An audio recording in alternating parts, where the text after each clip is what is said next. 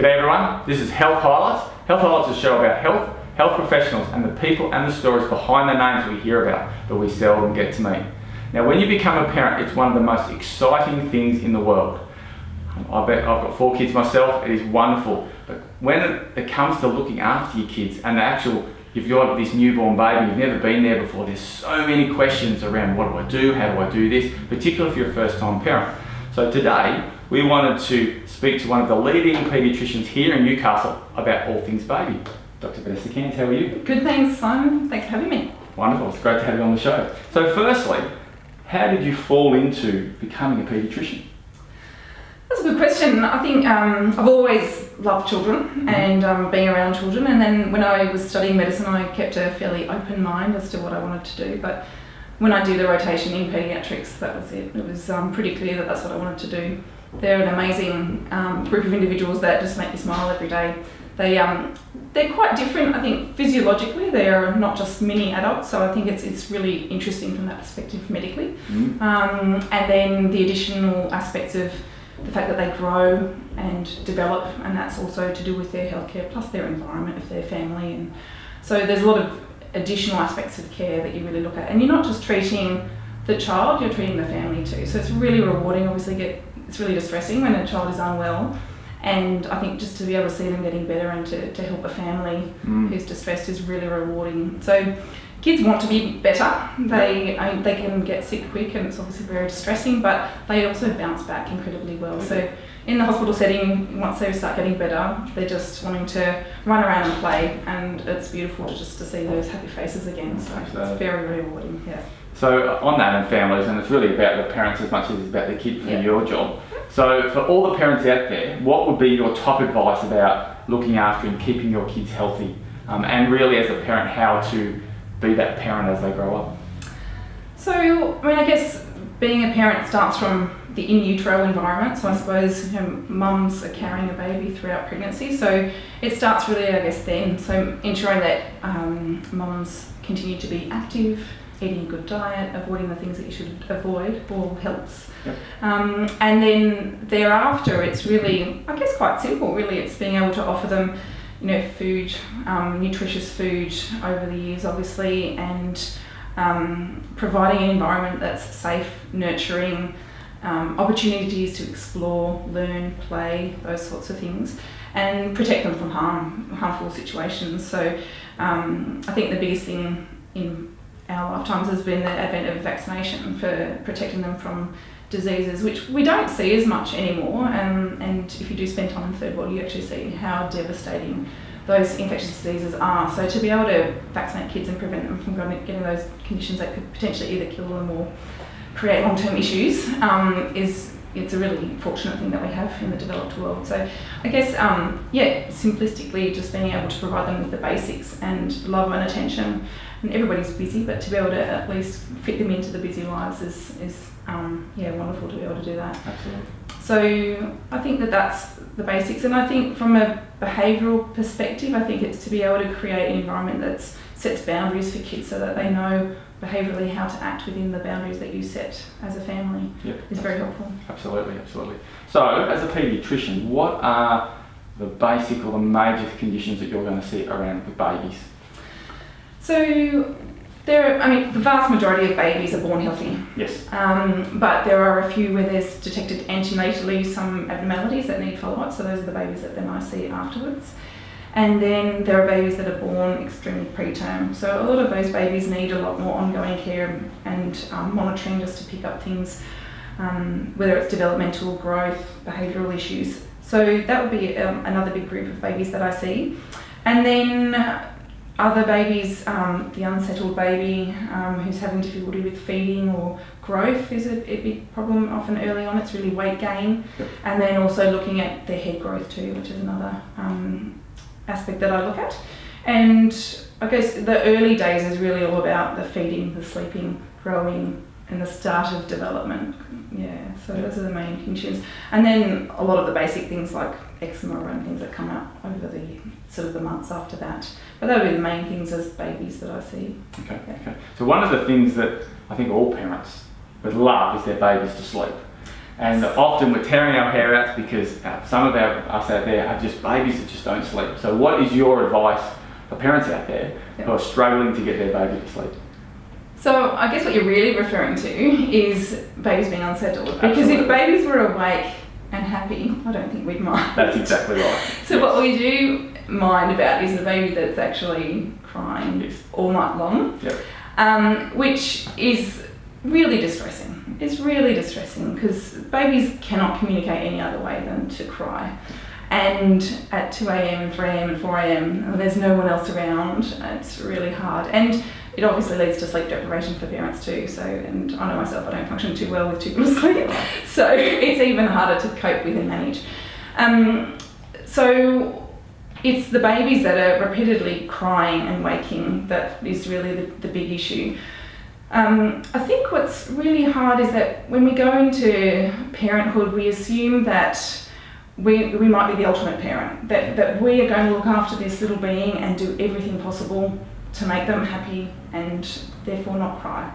But realistically, even though that there's these checklists on the web to make sure that they, have had nappy change and they're not hungry and they're not hot, once you go through that checklist, they might be fine, but they will still cry. And I think that to normalise the fact that babies do cry is a massive thing for parents to actually understand, that even though that they can do everything and be the ultimate parent, the baby will still cry. And if you're lucky, you might have a baby that sleeps through at 6 weeks of age, but most don't. And a lot of parents would need to keep that quiet because a lot of other parents would be very jealous of that fact.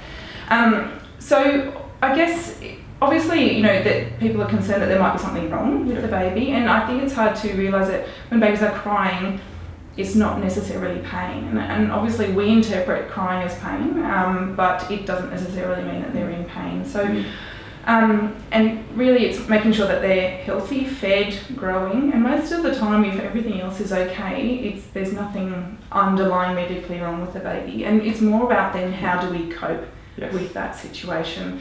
So, being able to take breaks, to be able to take it in shifts between carers, enlisting the help of family members to get through that really hard time. And I think lower your level of expectation what you achieve in a day. Absolutely. So I think we all go from a life of, full-time work, fitting in loads of things in a day, and then you become a parent and suddenly you have more time, but you feel like you need to achieve a lot with not very much sleep on board. So to not worry about having the cleanest house, the tidiest house, having the washing done every day, to lower your level of expectation of what you need to achieve in a day and just try to go with it. That's great. That's great. Awesome. There's so many mums that come in, oh my goodness, and the world is just chaotic, really. Yes. You could say that. So on that, there's books out there, there's all these things coming out about pattern feeding versus demand feeding. What's your thoughts around that, and what should parents how should they decipher all this information that we get today? It's really difficult. I think today we have the luxury of having so much information. I think that's a great thing, but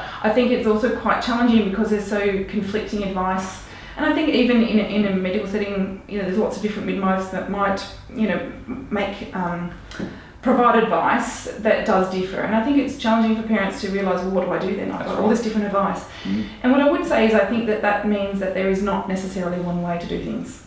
That we've managed through the years to all grow up and have many generations, so I think there's not one way to necessarily do things. So I think in the setting of demand feeding versus pattern feeding, it's probably a bit of a parental choice.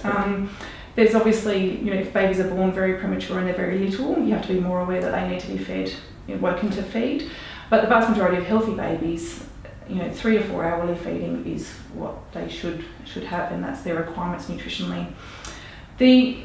The other component, I suppose, is that if you have multiple babies, so twins, triplets, etc., that you kind of really need, for a sanity perspective, to have them a bit more on a routine early on. So you find that people that have twins and triplets probably do a bit more programmed feeding, but the vast majority of kids, I think it's a parental decision as to how frequently. Mainly babies, it's a 24-hour service, and that's what I say to mums when I meet them. Yes. I say, look, the milk bar is always open. And they take a lot of weeks before babies get into any sort of routine and pattern, and you just have to go with it and know that it does get better, it does get easier, and by 6 months of age definitely there'll be some sort of routine pattern with both sleep and feeding. So it's really, as long as you're not sort of patterning and deciding that they don't feed for 8 hours, I don't think there's really a right and wrong in that respect. I think it's up to the individual. Great.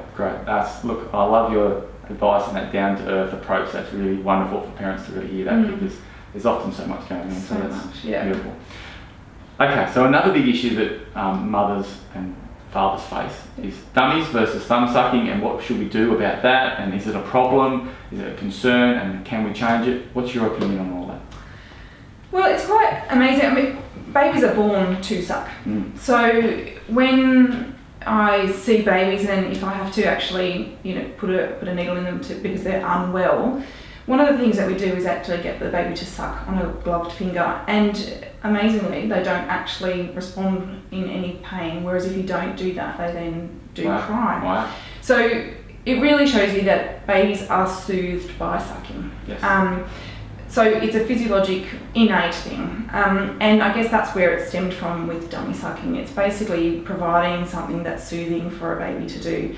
Now, not all babies take dummies, so that may not necessarily be your choice. Trying to get a baby to take a dummy and they won't, then you're not going to succeed. I think that there is a lot of conflicting advice, in the sense that people are very passionate one way or the other. Yes. And I think that can be quite daunting for parents, that it doesn't need to be so polarising. And again, I think it's really a parental choice. If you have a baby who's very content and you don't need to use a dummy, well, you may not use a dummy. But on the other side of the spectrum, if you have a baby who is up all night crying, and if it's a way of placating and providing comfort to the baby, I don't see it as a particular problem. I think that where we get into trouble is when it's used long term. And that's the question, yes. Yeah, so I think in the neonatal sort of infant period, there's no issues particularly with using a dummy, and especially if it's used in the setting of going to sleep. Usually you try to get the baby to go off to sleep by using the dummy. It's a cue to illustrate that we're going off to sleep now. The issue is really when it's used throughout the whole day, and you end up seeing sort of toddlers with a dummy in their mouth the whole time. And the consequence of that is that you stop them from actually communicating. So using their mouths to actually talk, communicate with others. So that's, I think, the big thing. And obviously oral development can therefore be affected too. Yes. So when you're thinking about thumb sucking, it's quite difficult because a child's usually developed that themselves. So changing that as a habit is quite challenging as well. But you can't always get them stopping doing that, where it's easier to take a dummy away. Yes. So I guess, again, I think it would just be a general approach of whatever parents would want. I don't think it's the devil. I think there's people that are really adamantly against it. And I think that that's not fair for some people to have that opinion. So it's really up to the individual, and just don't get them running around as toddlers with it in their mouth 24 hours a day. Agreed. Wonderful. Okay, next question. Another big issue. When should you start solids? When should a baby get to that point where you should start putting them onto some solid food, and what sort of foods would you recommend? Yeah, so essentially there's a few things that determine when a child is ready. So in the guidelines we suggest anywhere from 4 to 6 months is sort of the ballpark figure as to when to start solid feeding.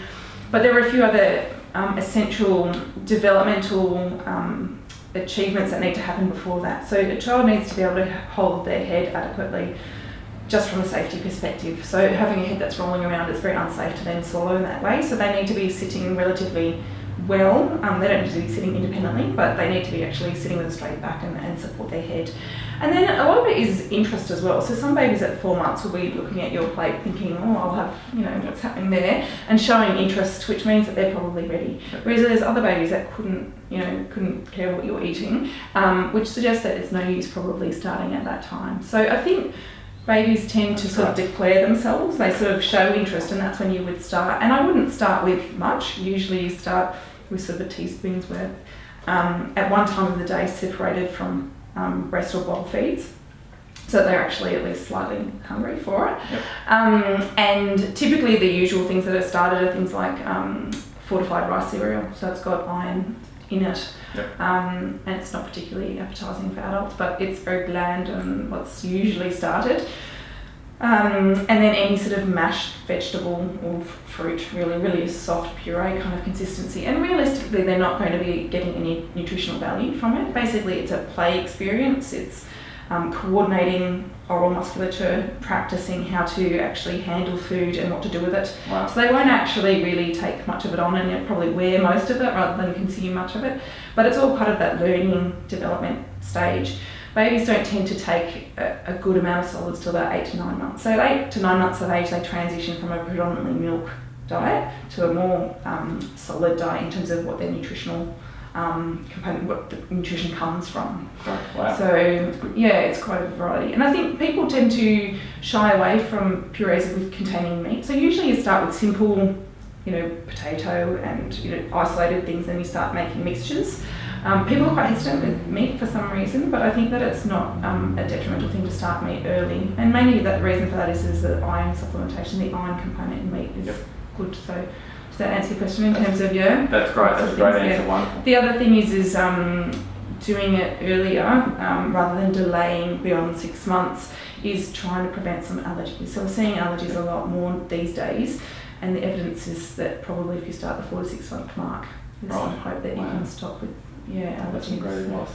So, okay. So another question, which I suppose is more for the parents, is how do the mums and dads thrive or enjoy their baby season when it can be such a change and traumatic experience? So what some advice would you give? I think preparation to some extent, and obviously usually parents are extremely elated at the fact that they're going to have a baby and that they're expecting, but having some level of understanding that it is hard work.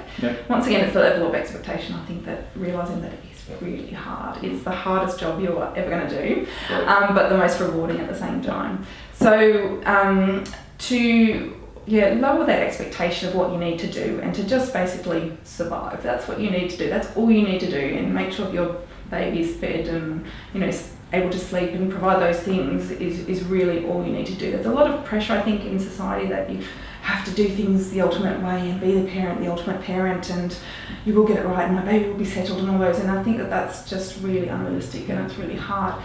And I think in today compared to decades ago, we've lost that family support network, so we're very much now raising kids alone. And even though that we've been having children obviously for thousands of years, it's not like you grow up knowing innately what to do. So I do think that people need to seek help, and it's not wrong to seek help, whether that be books and information, but also have a level of confidence that you can do it, and you need to do it your way too. So there's lots of resources out there, but being skeptical and having your own approach to what you'd like to do and how you think it should go. And then obviously there's childhood nurses, there's GP, there's lots of other places that you can get advice. And then trying to enlist the help of others. Friends often have had babies, or family members. So get everybody else on board to try and help you if it's possible. That's great. Yeah, that's wonderful advice. Thank you. Look, so I hope you've enjoyed that. That's been some amazing advice and some really practical and down-to-earth advice for us as parents. I've been there, I've got 4 kids of my own, and I know how difficult it is. So thank you for joining us. I hope you've really enjoyed that information. If you want to find out more about Dr. Cairns, her information will be on the screen right now, and I'm sure she'd be happy to answer a few questions that you might have. If you want to leave us a comment, we can flick it through to her, and I'm sure she'd like to answer those.